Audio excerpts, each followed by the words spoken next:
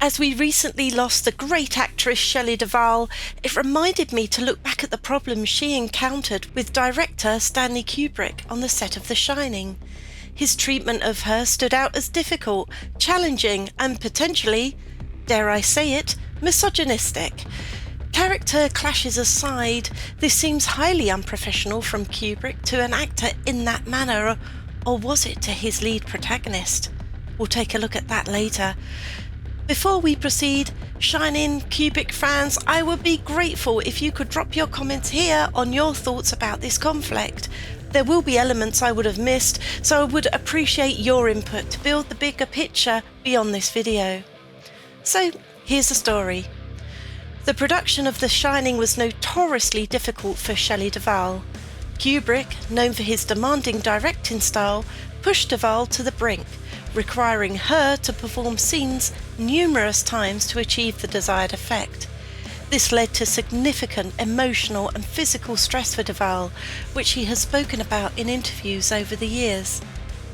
The Shining, a totally different role, a scary role. Was it hard to make The Shining? Was it a hard piece of work for you? It was extremely difficult. I read somewhere that the director had you crying 12 hours a day. Is that a little hyperbole? No, I had to do that. He demanded realism, so I had to really cry.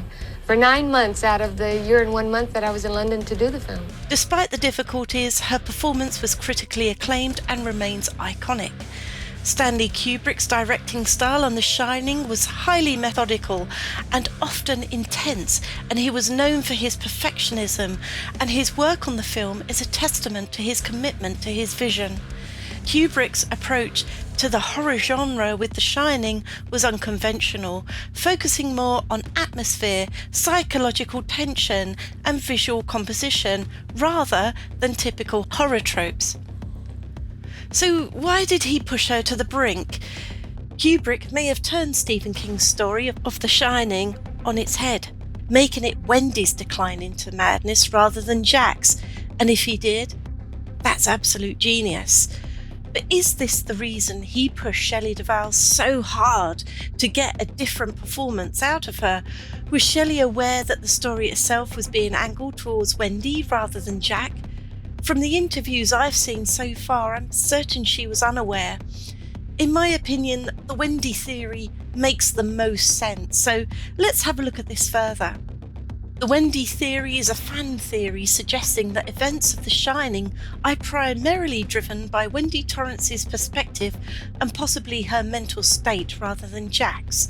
This theory posits that Wendy, rather than Jack, is the one experiencing the supernatural events, and that perception shapes the narrative we see. Here are the key points of the Wendy theory. The theory suggests that Wendy may be an unreliable narrator, and the supernatural occurrences are a manifestation of her mental state rather than objective reality.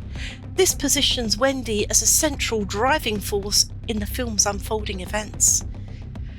According to the theory, many of the ghostly encounters and strange occurrences could be interpreted as her hallucinations or delusions. The idea shifts the focus from Jack's madness to her psychological breakdown. Wendy is under immense stress due to the isolation and her husband's increasingly erratic behaviour and the responsibility of caring for their son Danny. The theory argues that these pressures contribute to her fragile mental state, causing her to imagine the supernatural elements. When Wendy discovers Jack's manuscript filled with the repeated phrase, "all work and no play makes Jack a dull boy," it signifies her realization of Jack's mental instability. However, the theory suggests that this discovery may be a projection of her fears.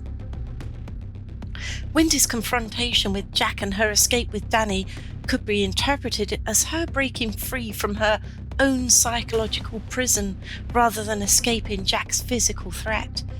The theory reinterprets the film to place Wendy at the centre, suggesting that her emotional and psychological journey is the core to the narrative. Her resilience and determination to protect her and her son become the film's primary focus. What do you think about the Wendy theory?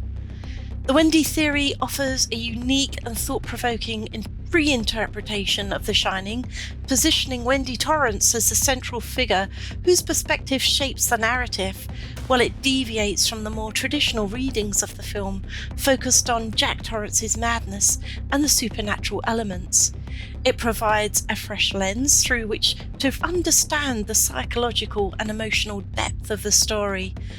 Stanley Kubrick's treatment of female characters and his directional methods have sparked debate over whether he can be considered misogynistic. The assessment is nuanced, taking into account various factors including his film's portrayal of women, his interactions with female actors, and broader industry context. Let's have a look at his films and female characters. Kubrick's films often include complex female characters, but they are sometimes criticised for their limited roles or negative portrayals. Lolita, based on Vladimir Nabokov's novel, it deals with controversial themes and portrays the central female character, Dolores Hayes, Lolita, in a problematic relationship. A Clockwork Orange, this film contains explicit scenes of sexual violence that are portrayed in a stylized, detached manner, leading to criticism of how women are depicted. Eyes Wide Shut, the film explores themes of sexual desire and jealousy with female characters often presented through a male gaze. If we look at a broader context, these were the industry norms. Kubrick's demanding and sometimes harsh directing style was not unique in Hollywood, although it raises questions about acceptable limits. His collaboration with women, he worked with several female actors and crew members who have spoken about his professionalism and dedication to his craft. Some have praised his attention to detail and commitment to achieving the best possible performance. While Kubrick's films and directing methods have been criticised for misogynistic elements, labelling him such is very complex. His work reflects broader societal attitudes and industry practices of his time. And while some of his actions, particularly towards Shelley Duvall, are troubling, All my hair, I pulled hunks of hair out on the windowsill. And the back got cut. Need to trim those. Hunks of hair. Oh, look. Okay. It just comes Okay, out. right now, fellas.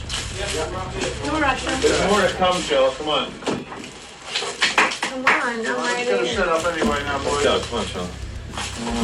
Get the dummy. No, he shouldn't carry him. That's right. Okay, let's go. Now the finder, please, the 18. 18 in the tube, swing it all back in here, yeah. It's got to go outside, that was time. It is 25 to 1. I don't sympathise with Shelley. No sympathize with Shelley. his overall legacy is multifaceted. Kubrick remains a highly influential figure whose films continue to provoke discussion and analysis on various fronts, including their treatment of gender. So what do you think?